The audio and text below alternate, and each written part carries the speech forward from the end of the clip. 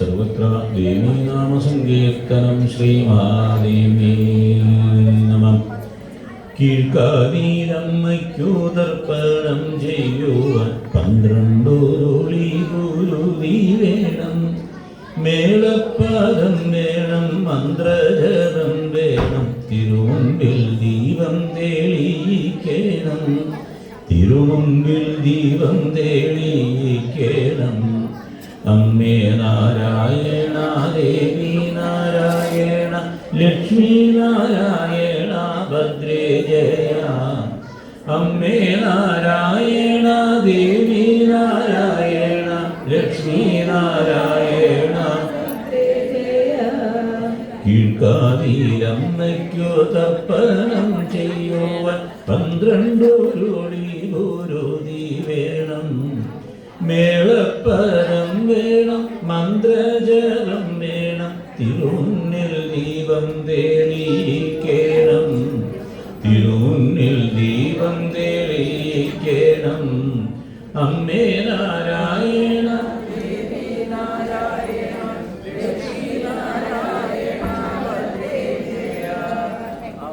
കുട്ടികൾ ഇവിടെ ആഹാരം ആദ്യം കഴിക്കാം. ഇപ്പോൾ പോയാൽ അമ്മമാർക്കും കുട്ടികൾക്ക് ഇവിടെ പൂജ കഴിഞ്ഞ കുട്ടികൾക്കുള്ള ആഹാരം താരത്ത് ചെയ്യാറുണ്ട്. അവർക്ക് ആദ്യം ആഹാരം കൊടുക്കുന്നതാണ്.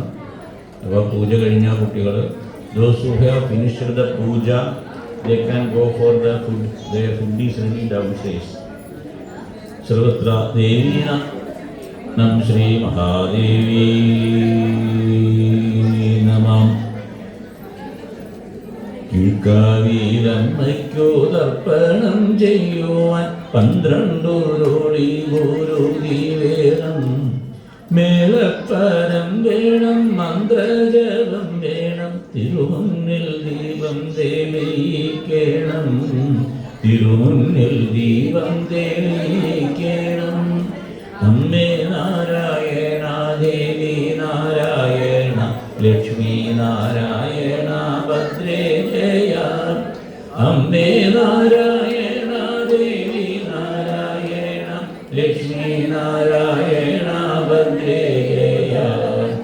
അമ്മേ നാരായണ, ദേവി നാരായണ, ലക്ഷ്മി നാരായണ, ഭദ്രേ ജയ. അമ്മേ നാരായണ, ദേവി നാരായണ, ലക്ഷ്മി നാരായണ, ഭദ്രേ ജയ. ചെത്തിപ്പൂമാലകൾ ചാർത്തിയിടേണം, കുങ്കുമക്കൂട്ടുമാണിടേണം, നെറ്റിയിൽ മഞ്ഞത്തിലകം വേണം, രക്തപുഷ്പാഞ്ജലി അർച്ചിക്കണം, രക്തപുഷ്പാഞ്ജലി അർച്ചിക്കണം. അമ്മേ നാരായണ, ദേവി നാരായണ, ലക്ഷ്മി നാരായണ, ഭദ്രേ ജയ. അമ്മേ നാരായണ, ദേവി നാരായണ, ലക്ഷ്മി നാരായണ, ഭദ്രേ ജയ. ആപത്തു നീക്കി തുണയ്ക്കുവാനമ്മയെ നിത്യവും നമ്മൾ ഭജിച്ചിടേണം. തിന്മകൾ വീണുടയാതിരിക്കുവാൻ ദേവിയെ കൂപ്പി വണങ്ങിടേണം, ദേവിയെ കൂപ്പി വണങ്ങിടേണം. അമ്മേ നാരായണ, ദേവി നാരായണ, ലക്ഷ്മി നാരായണ, ഭദ്രേ ജയ. അമ്മേ നാരായണ, ദേവി നാരായണ, ലക്ഷ്മി നാരായണ, ഭദ്രേ ജയ.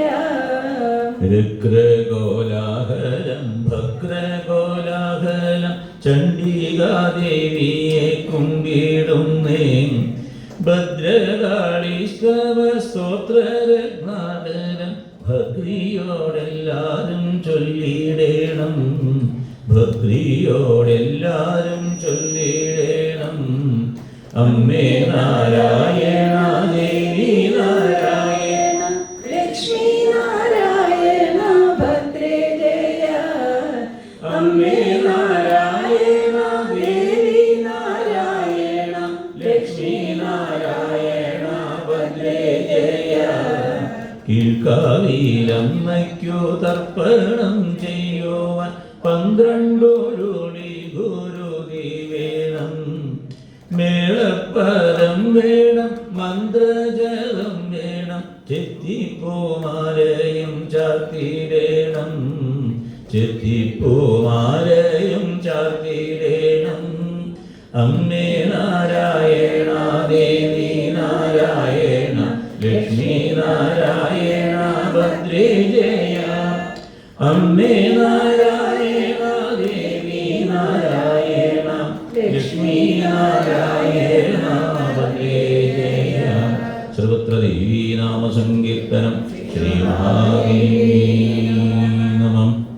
അംബോജാക്ഷന്നു ലക്ഷ്മിയായി, ശിവനുതി ശ്രീ പാർവതീ ദേവിയായി, അംബോജാസനനങ്ങു ഭാരതിയുമായി, ഇന്ദ്രാണിയായി ഇന്ദ്രനും അഞ്ചമ്പന്നുരതി ഇത്യനേകമവതാരം ചെയ്ത ശക്രിയംബികെ, കമ്പം വിട്ടു കടാക്ഷമൻപൊടുടനെ ചെയ്യുവാൻ മടിച്ചീടുലേ.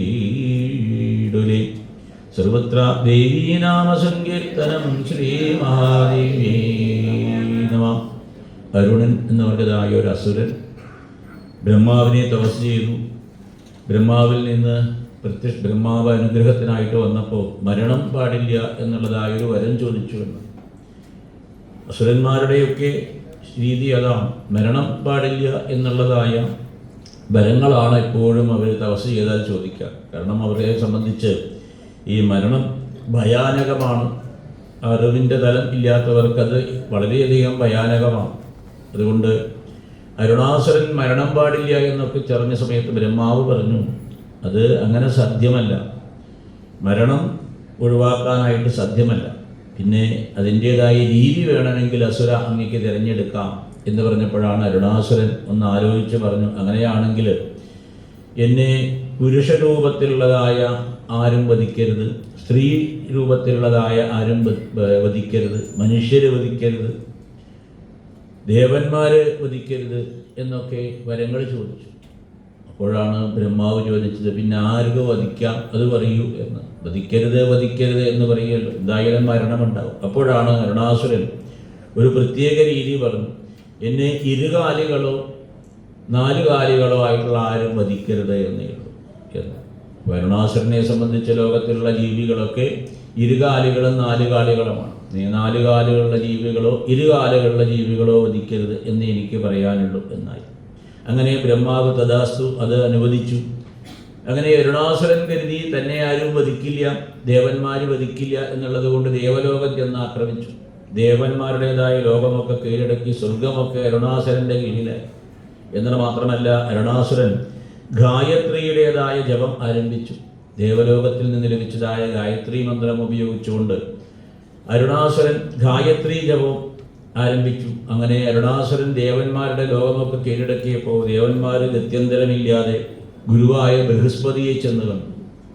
ബൃഹസ്പതി കാര്യങ്ങളൊക്കെ മനസ്സിലാക്കിയതിന് ശേഷം പറഞ്ഞു, ദേവിയെ ഉപാസിക്കുകയേ വഴിയുള്ളൂ. ഇത്തരം തരത്തിലുള്ളതായ ആപത്തുകളിലൊക്കെ ആപത്തിൻ കരണീയം ഭജം അംബ എന്നാണ്. ഈ ആപത്തുകളൊക്കെ വരണ സമയത്ത് ആ ശക്തിയെ തന്നെ വേണം പെട്ടെന്ന് ഭജിക്കാനായിക്കൊണ്ട്. കാരണം ശക്തിയാണ് ഈ ലോകത്തിന് എന്ത് ചെയ്യുന്നത്, പാലനം പ്രവർത്തിപ്പിക്കുന്നത്. അപ്പോൾ ആ ശക്തി വിശേഷത്തെ വർദ്ധിപ്പിക്കലാണ് പലപ്പോഴും ആപത്തുകളിൽ നിന്നുള്ളതൊക്കെയായ രക്ഷ. പല രോഗങ്ങളൊക്കെ വരുന്ന സമയത്തും അവിടെ ചെയ്യുന്ന പ്രവൃത്തി എന്താ, അതിൻ്റെ പ്രതിരോധ ശക്തി, ആ രോഗത്തിൻ്റെ പ്രതിരോധ ശക്തി വർദ്ധിപ്പിക്കൽ തന്നെയാണ്. അപ്പോൾ ആ ശക്തിയെയാണ് ഉപാസിക്കേണ്ടത്. അതുകൊണ്ട് ദേവിയെ ഉപാസിക്കൂ എന്നുള്ളതായ ബൃഹസ്പതിയുടേതായ ഉപദേശപ്രകാരം ദേവന്മാർ ഏവരും ചേർന്ന് ദേവിയെ ഉപാസിച്ചു. ദേവി പ്രത്യക്ഷമായ സമയത്ത് ദേവന്മാർ ഏതെങ്കിലും രീതിയിൽ ഈ അരുണാസുരൻ്റെതായ ഈ ധാർഷ്ട്യം അത് ഒഴിവാക്കി തരണം, ഞങ്ങൾക്ക് നഷ്ടപ്പെട്ടതായ സ്വർഗത്തെ തിരിച്ചു തരണം എന്നൊക്കെ ദേവിയോട് പറഞ്ഞ സമയത്ത് ദേവി അത് സ്വീകരിച്ചു. പക്ഷേ ദേവി ബൃഹസ്പതിയോട്, ദേവഗുരുവായ ബൃഹസ്പതിയോടൊരു കാര്യം പറഞ്ഞു. അരുണൻ എന്നുള്ള അസുരൻ ഗായത്രി ഉപാസന ചെയ്യുന്ന വ്യക്തിയാണ്. അതുകൊണ്ട് ഗായത്രി ഉപാസന ചെയ്യുന്ന അരുണാസുരനെ പെട്ടെന്നൊന്നും തന്നെ നിഷ്കാസനം ചെയ്യാൻ സാധ്യമല്ല. അതുകൊണ്ട് അരുണാസുരൻ്റെ ഗായത്രി ഏതെങ്കിലും രീതിയിൽ നിർത്താനായിട്ട് സാധിച്ചാൽ പിന്നീട് ഞാൻ ആ അരുണാസുരനെ വധിക്കാം എന്ന ദേവിയുടേതായ വാക്കുകൾ കേട്ടപ്പോൾ ബൃഹസ്പതി തന്നെ ഇറങ്ങി പുറപ്പെട്ടു അരുണാസുരൻ്റെ അടുത്തേക്ക്.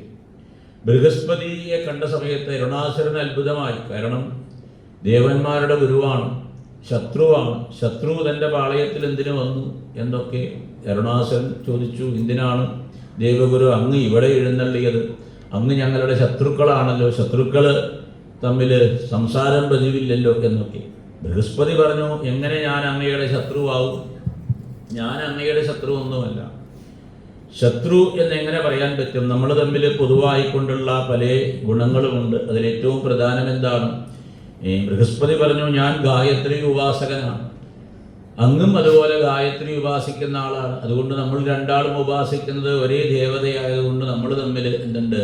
നമ്മുടെ സുഹൃത്തുക്കളാണ്, ചിരം നിലനിൽക്കുന്ന സൗഹൃദമാണ് നമ്മുടെ എന്നൊക്കെ ഇല്ലേ. നമ്മളിതാ ഇപ്പോൾ ഇവിടെ ഏവരും കൂടിയിരിക്കുന്നുണ്ടെങ്കിൽ അതിന് അടിസ്ഥാനമായിട്ടുള്ള കോമൺ ഗ്രൗണ്ട് എന്താണെന്ന് ചോദിച്ചാൽ എന്താണ്? ആ ഉപാസകൻ ഈശ്വരനെ ഭജിക്കുന്നവരാണ്. ദേവിയോ ദേവനെയോ ഭഗവാനെ ഭജിക്കുന്നു എന്നുള്ളതായ ഒരു പൊതുവായിട്ടുള്ള താല്പര്യം നമ്മളിൽ ഏവരിലും ഉള്ളത് കൊണ്ടാണ് ഇപ്പോൾ നമ്മൾ ഈ പറഞ്ഞ ജീവന്മാരൊക്കെ ഇവിടെ എന്ത് ചെയ്യുന്നത്? കൂടി നിൽക്കുന്നത്. നമുക്ക് നമ്മുടെ ജീവതലത്തിൽ അറിയില്ലെങ്കിലും നമ്മൾ ഇത്രയും ജീവന്മാർ ഇവിടെ ഒന്നിച്ചു കൂടാൻ കാരണം എന്താണെന്ന് ചോദിച്ചാൽ ആ ഈശ്വരനെ ഭജിക്കുന്ന ജീവന്മാരാണ് എന്നുള്ളതാണ്. ശരീരതലത്തിലൊക്കെ നമ്മൾ വേറെയാണെങ്കിലും ആ ജീവന്റെ തലത്തിൽ ഈശ്വരനെ ഭജിക്കുന്ന ഏവരും എന്താണ്? ഒരേ ഒരു വസ്തു തന്നെയാണ്, ഒന്ന് തന്നെയാണ്, പലതായിട്ടല്ല. പലതായിട്ട് തോന്നണു എന്ന് മാത്രം. നമ്മുടെ വീട്ടിലുള്ളതായ കറണ്ട്, ഇലക്ട്രിസിറ്റി പ്രവർത്തിക്കുന്നുണ്ട്. ആ ഇലക്ട്രിസിറ്റി കൊണ്ട് പ്രവർത്തിക്കുന്നതായ, കറണ്ട് കൊണ്ട് പ്രവർത്തിക്കുന്നതായ വീട്ടിലെ ഉപകരണങ്ങളാണ് ഏതൊക്കെയാണ് വീട്ടിലെ ഉപകരണങ്ങൾ? ഒരു 5 മിനിറ്റും കൂടി എടുക്കും ആഹാരത്തിന്. അതാണ് ഇപ്പോൾ ഇതെപ്പോഴാണ് നിർത്താതെ പറഞ്ഞു. അപ്പോൾ വീട്ടിൽ കറണ്ട് കൊണ്ട് പ്രവർത്തിക്കണ ഉപകരണങ്ങൾ ചോദിച്ചപ്പോൾ ഉത്തരവില്ല. ഇത് ഏതോ ഇനിയിപ്പോൾ ഗൂഗിളിൽ തിരയണം. കാരണം എന്താ? മനസ്സിലൂടിയില്ല. അതിനാ ഞാൻ അങ്ങനെ തന്നെ ചോദിച്ചത്. ഏവർക്കും അറിയണ കാര്യമാണ് അല്ലേ? കറണ്ട് കൊണ്ട് പ്രവർത്തിക്കണ ഉപകരണങ്ങൾ ഏതാ ഒന്ന് പറഞ്ഞു നോക്കൂ. Mixie, fridge, fan. വെളിച്ചത്തിൻ്റെ കാര്യം അവസാനമേ വരുള്ളൂ അമ്മമാർക്ക്. ഇപ്പോൾ അച്ഛന്മാർ നിറഞ്ഞൊരു ദിവസമാണെങ്കിൽ ആ തുടക്കത്തിലേ അവർ പറയും TV, ലൈറ്റ് എന്നൊക്കെ. ഈ മിക്സിയും ഗ്രൈൻഡറും അവരുടെ കണക്കിലേ വരില്ല. അതുകൊണ്ടാണ് ഈ പറഞ്ഞത്. ഈ പറഞ്ഞതായ ഉപകരണങ്ങളൊക്കെ പ്രവർത്തിക്കുന്നത് അവിടെയുള്ളതായ ഇലക്ട്രിസിറ്റി, കറണ്ടിൻ്റെ തലത്തിലാണ്. അപ്പോൾ ഈ ഉപകരണങ്ങളോട്, ഈ പറഞ്ഞതായ ബൾബിനോടോ മിക്സിയോടോ അഥവാ നമ്മൾ ചോദിച്ചു, അവയ്ക്ക് സംസാരിക്കാൻ പറ്റുമെന്ന് വിചാരിക്കുക. അപ്പോൾ അവയോട് നമ്മൾ ചോദിച്ചു, ബൾബ്, ഫ്രിഡ്ജ്, മിക്സി, ഗ്രൈൻഡർ, നിങ്ങളൊക്കെ ഒന്നല്ലേ എന്ന് ചോദിച്ചാൽ അവരുടെ മറുപടി എന്താവും? അവരോരോരുത്തരും പറയും ഞങ്ങളൊന്നും ഒരിക്കലും ഒന്നാവില്ല. കാരണം എന്തുകൊണ്ടാണ്? ആ ബൾബ് പറയും ഞാനിങ്ങനെ പ്രകാശം തരണം, കൊടുക്കണം. ആ പറഞ്ഞ ഫാന് വെറുതെ കിടന്ന വട്ടം തിരിയാണ്. എന്നിട്ട് എന്ത് കാര്യം? ആർക്കും ഉപകാരം?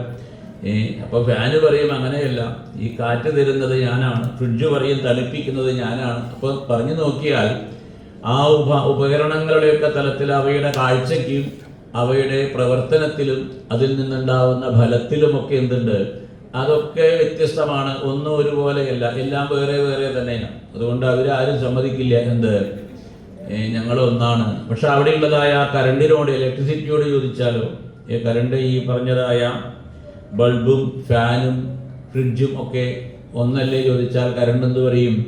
അതൊക്കെ ഒന്നാണ് പറയും. കാരണം ഞാനാണ് അവരിൽ കൂടിയൊക്കെ പ്രവർത്തിക്കുന്നത്. ഞാനില്ലെങ്കിൽ എന്തില്ല?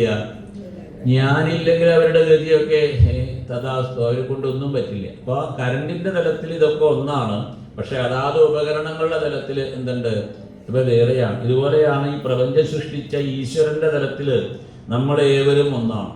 നമ്മളേവരും ഒന്നാണ് എന്ന് ഭഗവാന്റെ തലത്തിലാണ് പറയുന്നത്. എന്ന് പറഞ്ഞാൽ നമ്മുടെ തലത്തിൽ പുറപ്പെട്ടാലോ, എന്നാൽ അവരുടെ വസ്തുവും ഞാൻ എടുത്തേക്കാം, അവരുടെ ആഹാരവും ഞാൻ കഴിച്ചേക്കാം എന്ന് പറഞ്ഞാൽ അത് നടക്കില്ല. അപ്പം അതുകൊണ്ട് ഈ വ്യത്യസ്ത തലം നിൽക്കുന്നത് ഉപാധികളുടെ തലത്തിൽ, ഉപകരണത്തിൻ്റെ തലത്തിലാണ്.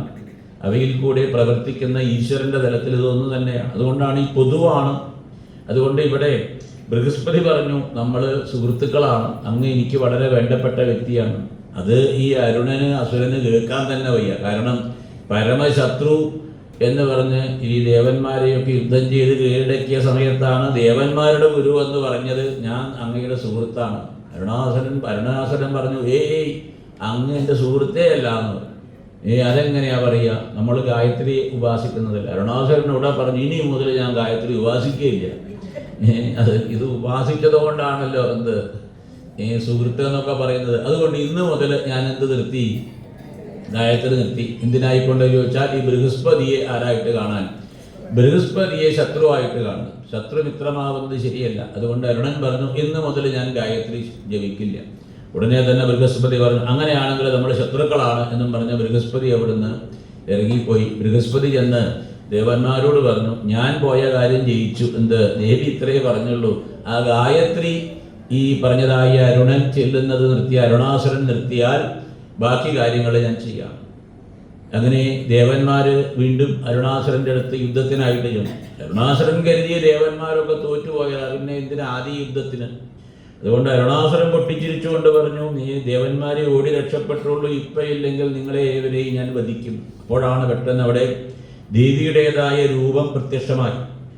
വളരെ സൗന്ദര്യത്തോടുകൂടി വളരെയധികം ചുരുണ്ട തലമുടിയോടുകൂടി ആ ദേവി ഈ അരുണാസുരൻ്റെ മുന്നിൽ പ്രത്യക്ഷമായി. ദേവിയുടെ ആ ചുരുണ്ട നിബിഡമായ തലമുടി കണ്ടപ്പോൾ അരുണാസുരന് വലിയ അത്ഭുതമായി. അരുണാസുരൻ ചോദിച്ചു ഈ ദേവിയായാലും ദേവനായാലും എൻ്റെ കൈകൊണ്ട് ഇപ്പം മരണമുണ്ടാവും എന്ന് പറഞ്ഞുകൊണ്ട് അരുണാസുരൻ വാള് വലിച്ചൂരിയ സമയത്ത് പെട്ടെന്ന് ദേവിയുടേതായ ആ ചുരുണ്ട തലമുടിയൊക്കെ വണ്ടുകളായിട്ട് തീർന്നു എന്നാണ്.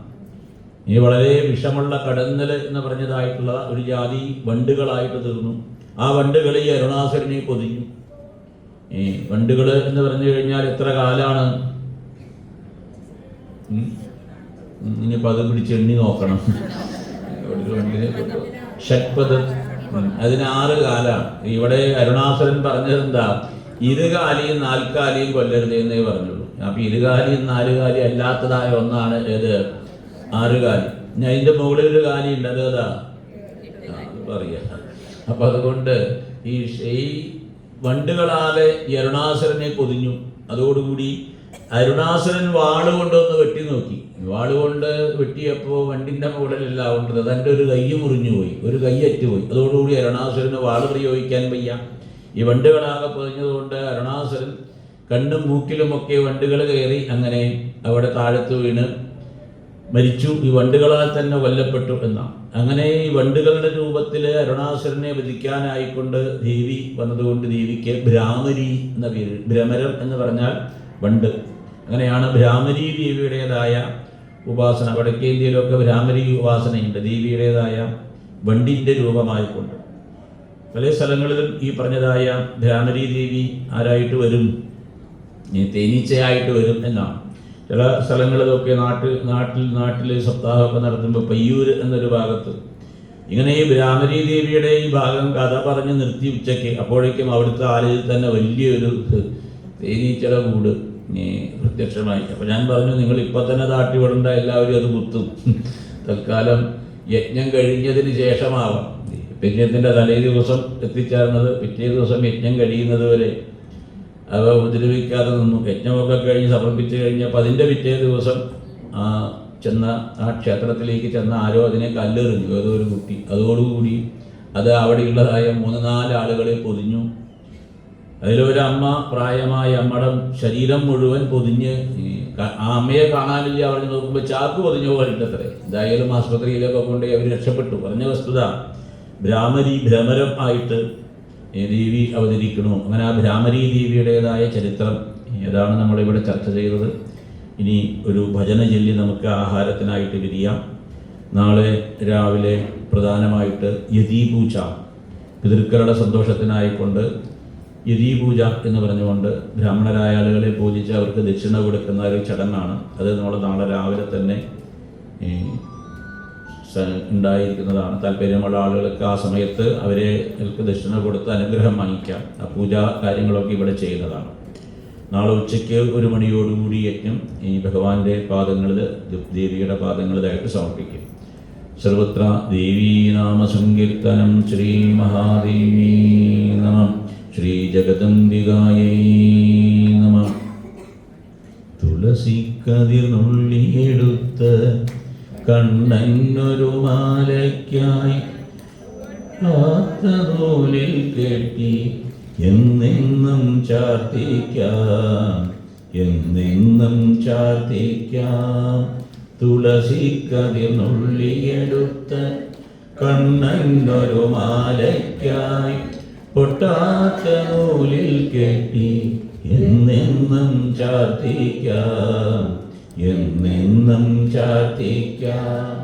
ചന്തത്തിൽ കണ്ണെഴുതി ചന്ദനപ്പൊട്ടും കൊത്തി, ചന്തത്തിൽ കണ്ണെഴുതി ചന്ദനപ്പൊട്ടും കൊത്തി, നീലമയിൽ പീലി ചൂടി കണ്ണാ നീ വിളയാടൂ, നീലമയിൽ പീലി ചൂടി കണ്ണാ നീ വിളയാടൂ.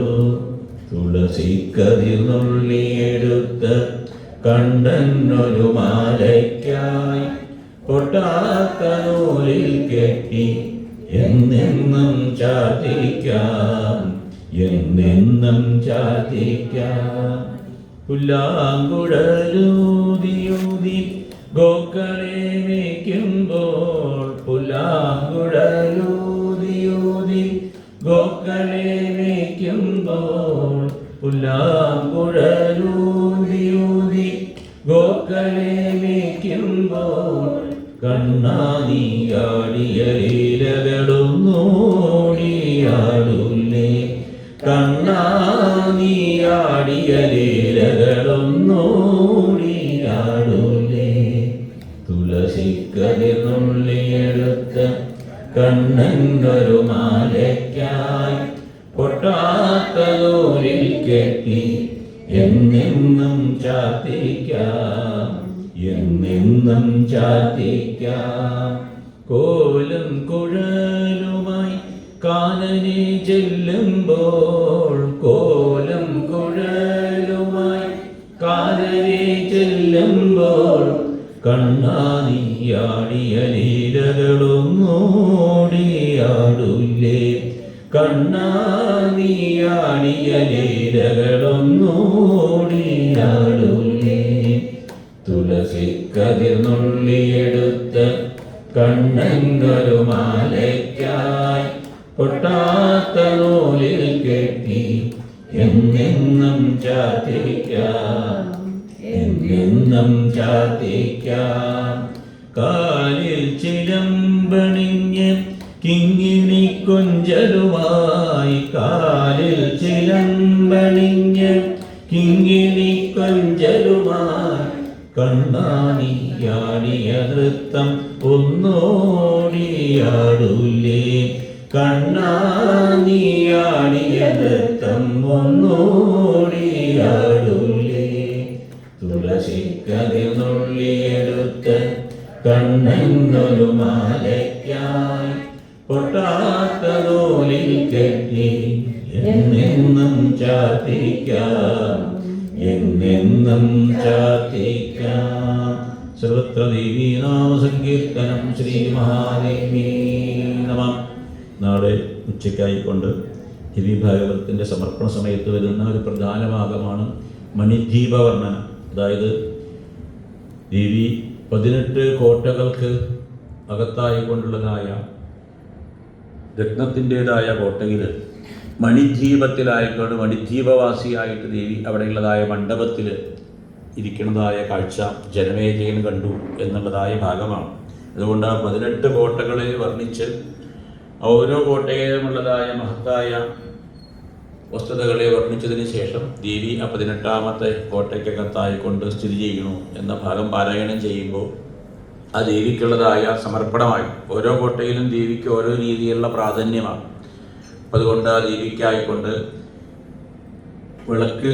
നെയ്വിളക്ക് സമർപ്പിക്കുക എന്നൊരു ചടങ്ങുണ്ട്. താല്പര്യമുള്ള ആളുകൾക്ക് ആ സമയത്ത് നെയ്വിളക്ക് സമർപ്പിക്കാൻ സൗകര്യമുണ്ടാവും. അത് വർണ്ണിക്കുന്ന സമയത്ത് ആ ദ്വീപിനെ പറ്റി, അതാത് കോട്ടകളെ പറ്റി ഇവിടെ വർണ്ണിക്കുന്ന സമയത്ത് അവർക്ക് ആ ദീപം സ്വയമായിട്ട്, ആ നെയ്വിളക്ക് സ്വയമായിട്ട് ഇവിടെ കത്തിക്കാനുള്ളതായ സൗകര്യമുണ്ടാകും. താല്പര്യമുള്ള ആളുകൾ അതിന് പേര് കൊടുത്താൽ, കാരണം അത്രയും ആവശ്യമുള്ള വിളക്ക് നമുക്ക് നേരത്തെ തയ്യാറാക്കണം. അപ്പം അതുകൊണ്ട് താല്പര്യമുള്ള ആളുകളുടെ പേര് കൊടുത്താൽ, ഇന്ന് തന്നെ പേര് കൊടുത്താൽ അത്രയും പേർക്ക്. പിന്നെ അത് ഒരു 12 മണിയോടുകൂടിയാണ്. അപ്പോൾ 12 മണിയോടുകൂടി എത്തിച്ചേർന്നാൽ നിങ്ങൾക്കത് നേരിട്ട് തന്നെ കുളത്തിൽ സമർപ്പിക്കാനുള്ളതായ സൗകര്യമുണ്ടാകും. ഈ ഭാഗം നമ്മളിവിടെ ദീപാരാധന ചെയ്ത് സമർപ്പിക്കണം. സർവത്ര ദേവീനാമ സങ്കീർത്തനം. ഗൗരി മഹേശ്വരി പാർവതി ശങ്കരി ശരണം നേരവചരണയുഗം. ദേവി സരസ്വതി ദുർഗേ ഭഗവതി ശരണം നേരവചരണയുഗം. ജയ ജയ അംബ ജഗദോദ്ധാര, ജയ ജയ മാതാ ജഗദോദ്ധാര. ദുർഗവിനാശിനി ദുർഗേ ജയ ജയ, കാലവിനാശിനി കാളി ജയ ജയ. സ്വർഗാധികരവാഴും ദേവി ശരണം നേരവചരണയുഗം. ശ്രീഭുവനേശ്വരി രാജരാജേശ്വരി ശരണം നേരവചരണയുഗം. രാധാരമണ മുകുന്ദ മുരാരേ ശരണം നേരവചരണയുഗം. രാധാകൃഷ്ണ മുകുന്ദ മുരാരേ ശരണം നേരവചരണയുഗം. ശരണം നേരവചരണയുഗം. സർവത്ര ദേവീ നാമ സങ്കീർത്തനം. ശ്രീ മഹാദേവ്യൈ നമഃ. ശ്രീ ജഗദംബികായൈ നമഃ. ഇവിടെ അർച്ചനയ്ക്ക് കൊടുത്ത ആളുകൾക്ക് അതിൻ്റെ പ്രസാദം സ്വീകരിക്കാം. അതുപോലെ തന്നെ ചതുശ്ശതം ചീട്ടാക്കിയ ആളുകൾക്കും അത് ഇപ്പോൾ തന്നെ സ്വീകരിക്കാവുന്നതാണ്.